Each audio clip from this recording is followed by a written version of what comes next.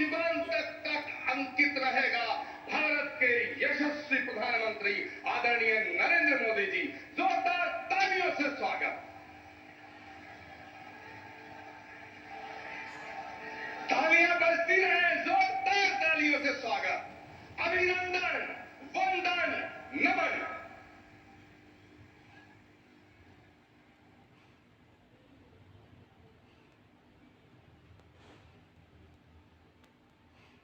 जय मां कैला देवी, जय मां कैला देवी, जय मां कैला देवी, जय बूढ़े बाबा की, जय बूढ़े बाबा की, भारत माता की, भारत माता की। सभी संतों से प्रार्थना है कि अपना स्थान लीजिए।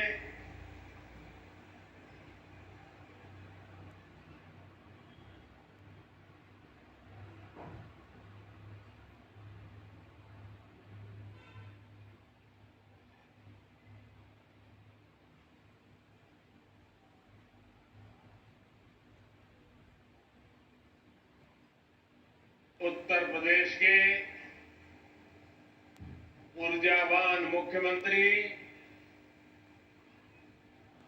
श्रीमान योगी आदित्यनाथ जी, पूज्य श्री अवधेशानंद गिरी जी, कल्की धाम के प्रमुख आचार्य प्रमोद कृष्णम जी, पूज्य स्वामी कैलाशानंद ब्रह्मचारी जी, पूज्य सदगुरु श्री जितेश्वर जी, विशाल संख्या में पधारे हुए भारत के भिन्न भिन्न कोने से आए हुए पूज्य संतगण और मेरे प्यारे श्रद्धावान भाइयों और बहनों, आज यूपी की धरती से प्रभु राम और प्रभु कृष्ण की भूमि से भक्ति, भाव और आध्यात्म की एक और धारा प्रवाहित होने को लालायित है। आज पूज्य संतों की साधना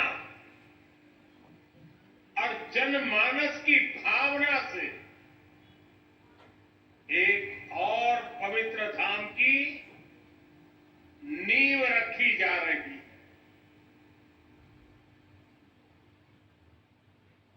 अभी आप संतों आचार्यों की उपस्थिति में मुझे भव्य कल्की धाम के शिलान्यास का सौभाग्य मिला है। मुझे विश्वास है कि कल्की धाम भारतीय आस्था के एक और विराट केंद्र के रूप में उभर कर सामने आएगा। मैं सभी देशवासियों को और विश्व के सभी श्रद्धालुओं को शुभकामनाएं देता हूं। अभी आचार्य जी कह रहे थे कि 18 साल की प्रतीक्षा के बाद आज ये अवसर आया है। वैसे भी आचार्य जी कई ऐसे अच्छे काम हैं जो कुछ लोग मेरे लिए ही छोड़ करके चले गए हैं।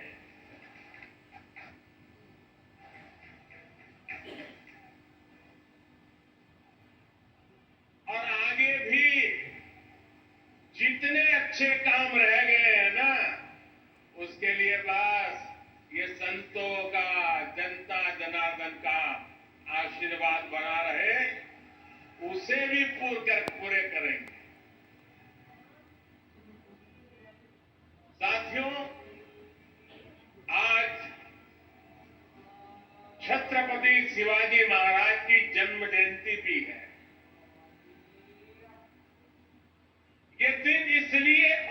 पवित्र हो जाता है और ज्यादा प्रेरणादायक हो जाता है।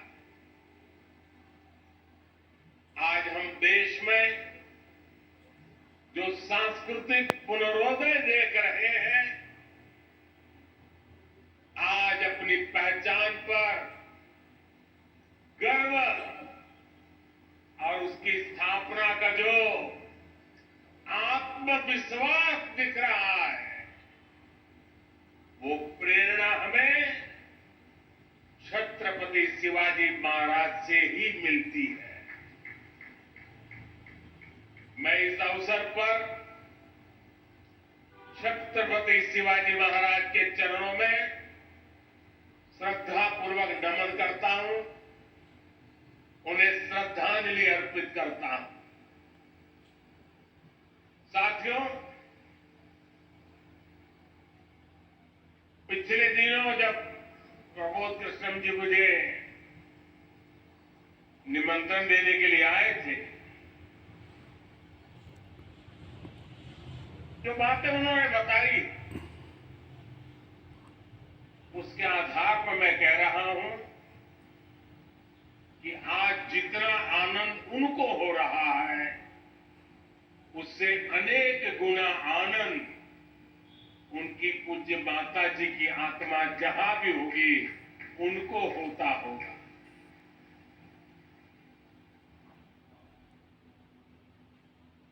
और मां के वचन के पालन के लिए एक बेटा कैसे जीवन खपा सकता है, ये प्रमोद जी ने दिखा दिया।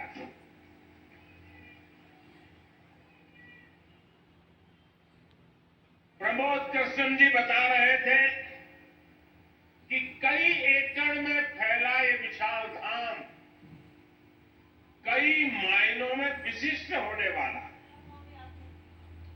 एक ऐसा मंदिर होगा, जैसा मुझे उन्होंने पूरा समझाया भी, जिसमें 10 गर्भगृह होंगे और भगवान के सभी 10 अवतारों को विराजमान किया जाएगा। 10 अवतारों के माध्यम से हमारे शास्त्रों ने केवल मनुष्य ही नहीं, बल्कि अलग अलग स्वरूपों में ईश्वरीय अवतार को प्रस्तुत किया गया है। यानी हमने हर जीवन में ईश्वर की ही चेतना के दर्शन किए।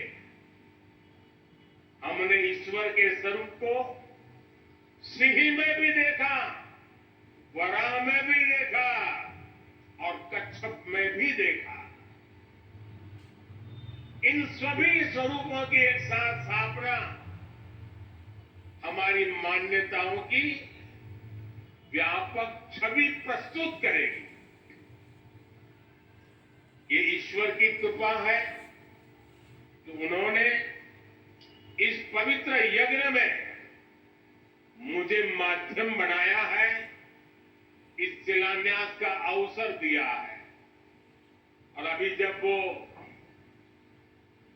स्वागत प्रवचन कर रहे थे, तब उन्होंने कहा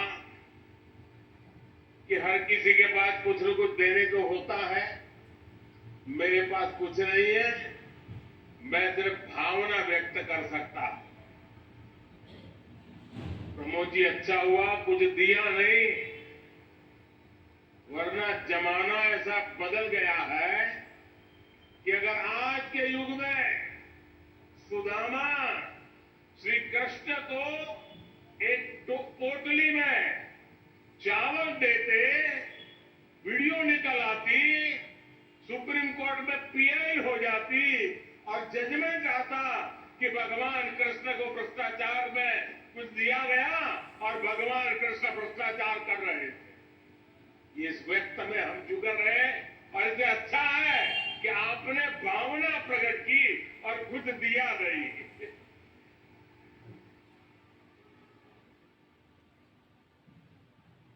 मैं इस शुभ कार्य में अपना मार्गदर्शन देने के लिए पधारे सभी संतों को भी नमन करता हूं। मैं आचार्य प्रमोद कृष्ण जी को भी बधाई देता हूं। साथियों, आज संबंध में हम जिस अवसर के साक्षी बन रहे हैं, ये भारत के सांस्कृतिक नवजागरण का एक और अद्भुत क्षण है। अभी पिछले महीने ही 22 जनवरी को देश में अयोध्या में 500 साल के इंतजार को पूरा होते देखा है। राम लला के विराजमान होने का वो अलौकिक अनुभव, वो दिव्य अनुभूति अब भी हमें भावुक कर जाती है। इसी बीच हम देश से सैकड़ों किलोमीटर दूर अरब की धरती पर अबू धाबी में पहले विराट मंदिर के लोकार्पण के साक्षी भी बने। पहले जो कल्पना से भी परे था, अब वो हकीकत बन चुका है। और अब हम यहां संभल में भव्य कल की धाम के शिलान्यास के गवाह बन रहे हैं। भाइयों और बहनों, एक के बाद एक ऐसे आध्यात्मिक अनुभव, सांस्कृतिक गौरव के ये पल हमारी पीढ़ी के जीवन काल में इसका आना, इससे बड़ा सौभाग्य क्या हो सकता है। इसी कालखंड में हमने विश्वनाथ धाम के वैभव को काशी की धरती पर देखा है, निखरता हुआ देखा है। इसी कालखंड में हम काशी का कायाकल्प होते देख रहे हैं। इसी दौर में महाकाल के महालोक की महिमा हमने देखी है। हमने सोमनाथ का विकास देखा है, केदार घाटी का पुनर्निर्माण देखा है। हम विकास भी, विरासत भी इस मंत्र को आत्मसात करते हुए चल रहे हैं। आज एक और हमारे तीर्थों का विकास हो रहा है, तो दूसरी ओर शहरों में हाई टेक इंफ्रास्ट्रक्चर भी तैयार हो रहा है। आज अगर मंदिर बन रहे हैं, तो देश भर में नए मेडिकल कॉलेज भी बन रहे हैं।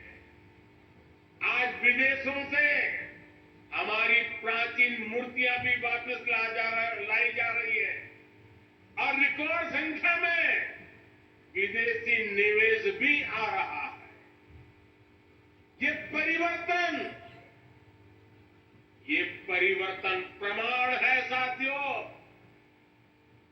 और प्रमाण इस बात का है, समय का चक्र घूम चुका है। एक नया दौर आज हमारे दरवाजे पर दस्तक दे रहा है। ये समय है हम उस आगमन का दिल खोलकर स्वागत करें। इसलिए मैंने लाल किले से देश को विश्वास दिलाया था, यही समय है, सही समय है। साथियों,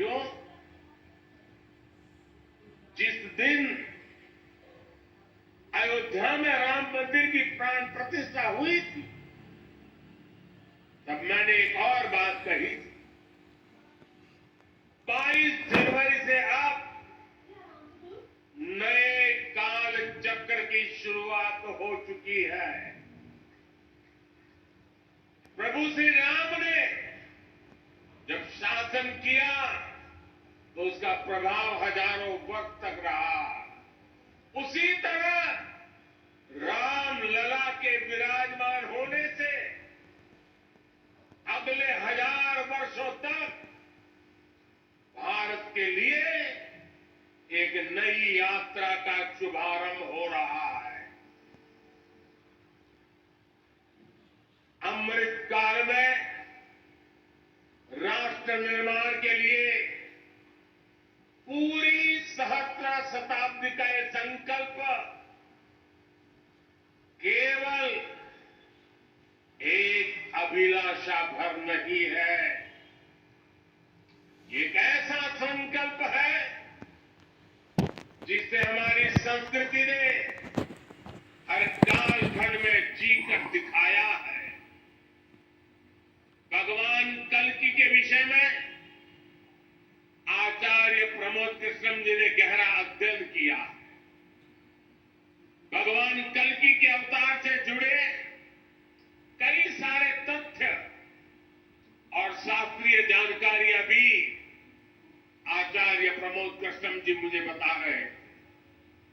जैसे उन्होंने बताया कि कल्कि पुराण में लिखा है, शंबले वस तस्तस्य सहस्त्र परिवत्सरा, यानी भगवान राम की तरह ही कल्कि का अवतार भी हजारों वर्षों की रूपरेखा तय करेगा। इसलिए भाइयों बहनों, हम ये कह सकते हैं कि कल्कि काल चक्र के परिवर्तन के प्रणेता भी है और प्रेरणा स्रोत भी है।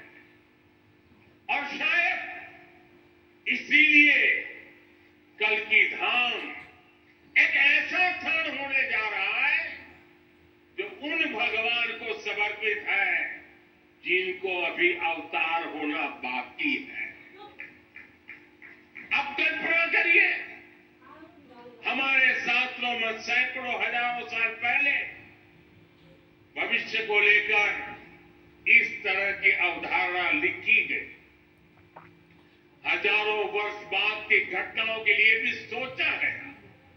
ये कितना अद्भुत है, और ये भी कितना अद्भुत है कि आज प्रमोद कृष्ण जैसे लोग पूरे विश्वास के साथ उन मान्यताओं को आगे बढ़ा रहे हैं, अपना जीवन खपा रहे हैं।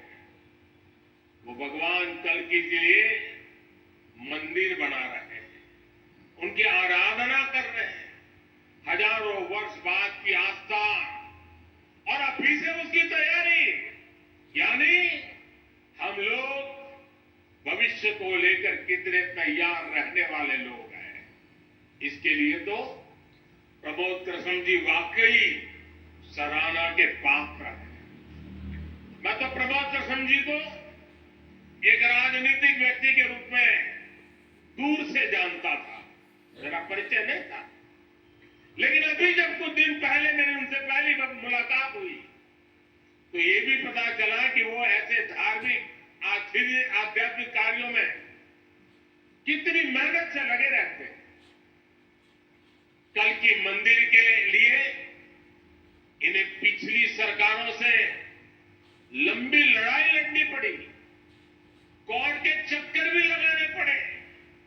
वो मुझे बता रहे थे कि एक समय उन्हें कहा जा रहा था कि मंदिर बनाने से शांति व्यवस्था बिगड़ जाएगी। आज हमारी सरकार में प्रमोद कृष्णम जी निश्चिंत होकर इस काम को शुरू कर पाए हैं। मुझे भरोसा है कि मंदिर इस बात का प्रमाण होगी कि हम बेहतर भविष्य को लेकर कितने सकारात्मक रहने वाले लोग हैं। साथियों, से भी विजय को खींच करके लाने वाला राष्ट्र है। हम पर सैकड़ों वर्षों तक इतने आक्रमण हुए, कोई और देश होता, कोई और समाज होता तो लगातार इतने आक्रमणों की चोट से पूरी तरह नष्ट हो गया होता। फिर भी हम न केवल डटे रहे, बल्कि और भी ज्यादा मजबूत होकर सामने आए। आज सदियों के वो बलिदान फलीभूत हो रहे हैं। जैसे कोई बीज वर्षों के अकाल में पड़ा रहा हो, लेकिन जब वर्षा काल आता है तो वो बीज अंकुरित हो उठता है। वैसे ही आज भारत के अमृत काल में भारत के गौरव, भारत के उत्कर्ष और भारत के सामर्थ्य का बीज अंकुरित हो रहा है। एक के बाद एक हर क्षेत्र में कितना कुछ नया हो रहा है।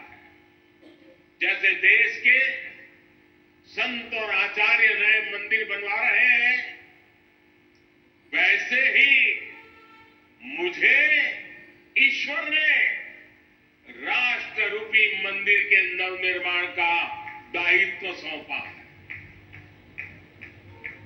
मैं दिन रात राष्ट्र रूपी मंदिर को भव्यता देने में लगा हूं, उसके गौरव का विस्तार कर रहा हूं। इस निष्ठा के परिणाम भी हमें उसी तेजी से मिल रहे हैं। आज पहली बार भारत उस मुकाम पर है जहां हम अनुसरण नहीं कर रहे हैं, उदाहरण पेश कर रहे हैं। आज पहली बार भारत को टेक्नोलॉजी और डिजिटल टेक्नोलॉजी के क्षेत्र में संभावनाओं के केंद्र के रूप में देखा जा रहा है। हमारी पहचान इनोवेशन हब के तौर पर हो रही है। हम पहली बार दुनिया की 5वीं सबसे बड़ी अर्थव्यवस्था जैसे बड़े मुकाम पर पहुंचे हैं। हम चंद्रमा के दक्षिण ध्रुव तक पहुंचने वाले पहले देश बने हैं। पहली बार भारत में वंदे भारत और नमो भारत जैसी आधुनिक ट्रेनें चल रही हैं। पहली बार भारत में बुलेट ट्रेन चलने की तैयारी हो रही है। पहली बार हाईटेक हाईवे, एक्सप्रेसवे का इतना बड़ा नेटवर्क और उसकी ताकत देश के पास है। पहली बार भारत का नागरिक, चाहे वो दुनिया के किसी भी देश में हो, अपने आप को इतना गौरवान्वित महसूस करता है। देश में सकारात्मक सोच और आत्मविश्वास का ये जो ज्वार हम देख रहे हैं, एक अद्भुत अनुभूति है।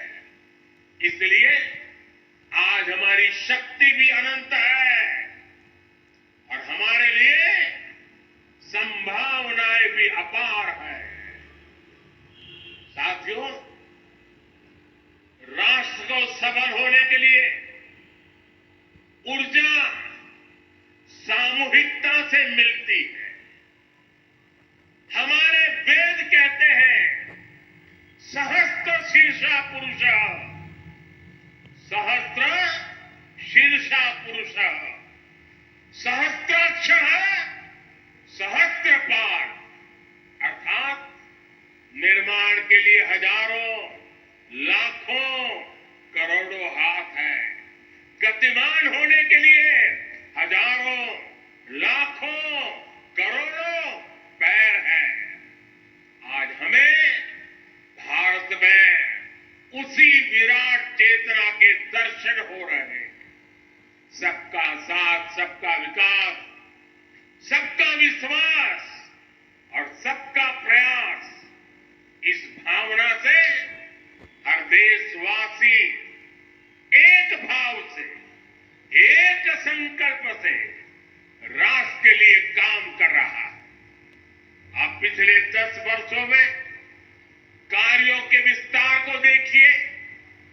4 करोड़ से ज्यादा लोगों को प्रधानमंत्री आवास योजना के तहत पक्के घर, 11 करोड़ परिवारों को शौचालय यानी इज्जत घर, 2.5 करोड़ परिवारों को घर में बिजली, 10 करोड़ से अधिक परिवारों को पानी के लिए कनेक्शन, 80 करोड़ लोगों को मुफ्त राशन, 10 करोड़ महिलाओं को कम कीमत पर गैस सिलेंडर, 50 करोड़ लोगों को स्वस्थ जीवन के लिए आयुष्मान कार्ड, करीब 10 करोड़ किसानों को किसान सम्मान निधि। कोरोना काल में हर देशवासी को मुफ्त वैक्सीन, स्वच्छ भारत जैसा बड़ा अभियान, आज पूरी दुनिया में भारत के इन कामों की चर्चा हो रही है। इस स्केल पर काम इसलिए हो सके क्योंकि सरकार के इन प्रयासों से देशवासियों का सामर्थ्य जुड़ गया। आज लोग सरकार की योजनाओं का लाभ दिलाने के लिए गरीबों की मदद कर रहे हैं। लोग 100% सैचुरेशन के अभियान में हिस्सा बन रहे हैं। गरीब की सेवा का ये भाव समाज को नर में नारायण की प्रेरणा देने वाले हमारे आध्यात्मिक मूल्यों से मिली है। इसलिए देश ने विकसित भारत का निर्माण और अपनी विरासत पर गर्व के पंच प्राणों का आह्वान किया। साथियों, भारत जब भी बड़े संकल्प लेता है, उसके मार्गदर्शन के लिए ईश्वरीय चेतना किसी न किसी रूप में हमारे बीच जरूर आती है। इसलिए गीता में भगवान श्री कृष्ण ने कहा, संभवामि युगे युगे, इतना बड़ा आश्वासन दे दिया है। लेकिन इस वचन के साथ ही तो हमें ये आदेश भी देते हैं कि कर्मण्येवाधिकारस्ते मा फलेषु कदाचन, अर्थात हमें फल की चिंता के बिना कर्तव्य भाव से कर्म करना है। भगवान का ये वचन, उनका ये निर्देश आज 140 करोड़ देशवासियों के लिए जीवन मंत्र की तरह है। अगले 25 वर्षों के इस कर्तव्य काल में हमें परिश्रम की पराकाष्ठा करनी है। हमें निस्वार्थ भाव से देश सेवा को सामने रखकर काम करना। हमारे हर प्रयास में, हमारे हर काम से राष्ट्र को क्या लाभ होगा, ये प्रश्न हमारे मन में सबसे पहले आना चाहिए। यही प्रश्न राष्ट्र की सामूहिक चुनौतियों के समाधान पेश करेगा। मुझे विश्वास है कि भगवान कल्कि के आशीर्वाद से संकल्पों की हमारी ये यात्रा समय से पहले सिद्धि तक पहुंचेगी। हम सशक्त और समर्थ भारत के सपने को 100% पूरा होता देखेंगे। इसी की कामना के साथ आप सभी का मैं बहुत बहुत धन्यवाद करता हूं और इस भव्य आयोजन के लिए और इतनी बड़ी तादाद में संतों के आशीर्वाद प्राप्त करने के लिए मैं हृदय से प्रणाम करते हुए अपनी वाणी को विराम देता हूं। मेरे साथ बोले, भारत माता की, भारत माता की। भारत माता की बहुत बहुत धन्यवाद।